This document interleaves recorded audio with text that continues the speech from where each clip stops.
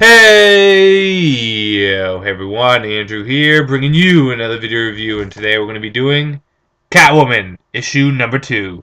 Take a look at this cover cover right here.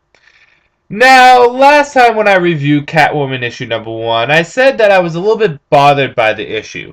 Because the issue actually started off really nice, but it fell apart towards the end because of the sex scene between Batman and Catwoman. Now, see, I didn't quite know exactly what it was about the sex scene that bothered me. It's not that I don't want Catwoman and Batman to do it. I'm all for that. I think the two are wonderful together. But I think it was just because it was just too much. I didn't want to actually see the mechanics of them doing it. Uh, it's kind of like walking in on your parents having sex. You know what happens, you just don't want to see it happen.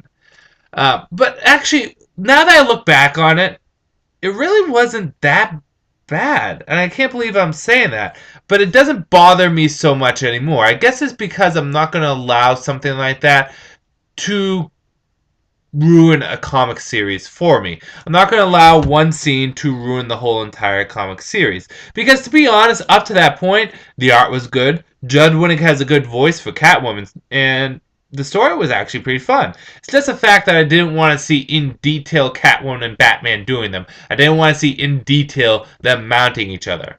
It's like it's like if Harry Potter walked in on Hermione and Ron. He doesn't care that they hook up. He's all for it because he wants them to be happy. But he doesn't want to see it happen.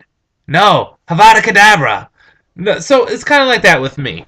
So putting all that aside and getting over what happened in issue 1, I'm ready to see what happens in issue number 2. So what happens the morning after? Will Batman and Catwoman still be together? Or will they get into a fight and have to run off and do their own thing? Just gonna have to wait and see. So let's jump into issue number 2 of Catwoman and see how much Judd Winnick can have her boob fly out of her costume. Well, the issue starts off with them finishing their romance, their little sex scene. And it's kind of the morning after. Well, technically it's still nighttime, but Catwoman's commenting about how in her inner dialogue that through all the dangerous stuff that she does, she actually likes Batman. She has strong feelings towards him, and she likes the fact that he takes in so much of an interest in her. See, Batman shows concern even after they have their little romance. He says, "Are you okay? Your house blew up and all this stuff." And Catwoman comments, "He's really putting a lot of interest in me. He's really looking out for me. And the thing is, he always lets me leave. I run away and he could easily catch up with me. He could easily take me down, but he lets me go. And I know it eats him away inside. And it hurts me a little bit too because I like him."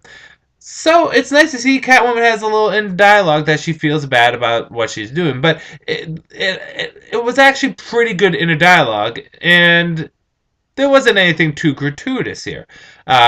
We then fast forward to Selena doing a heist. And while she's doing this heist, she wants to basically try to sell what she stole to the person that she stole it from for money. And she does so at a club.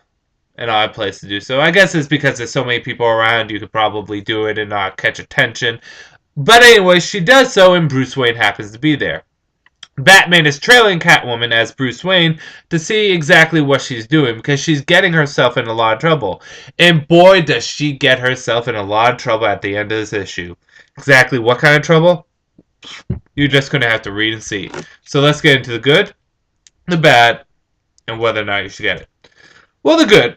Like I said, I'm over what happened in issue number 1, and issue number 2 kind of dealt with it in a fairly good note.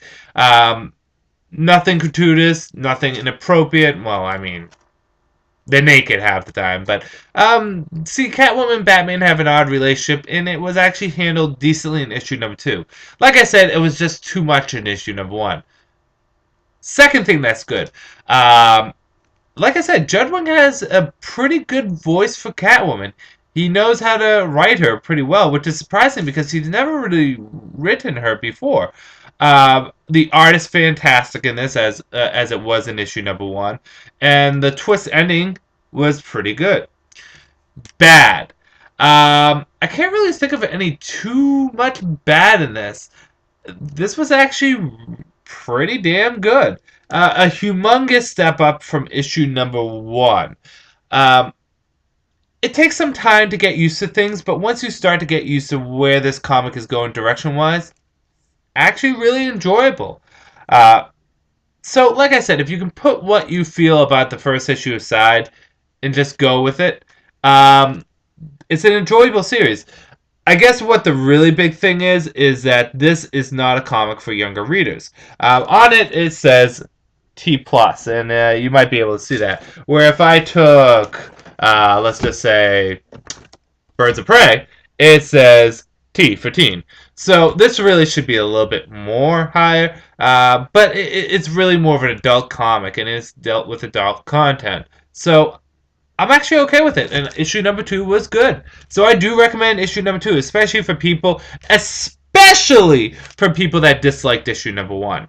Especially. Give it a second chance. I gave it a second chance, and I enjoyed it. And I'm curious to see where Selena goes from here. So with that said, I'm going to end this review here. Catwoman, issue number 2. A solid 3.5 out of 5 stars. Xandru saying peace out for now.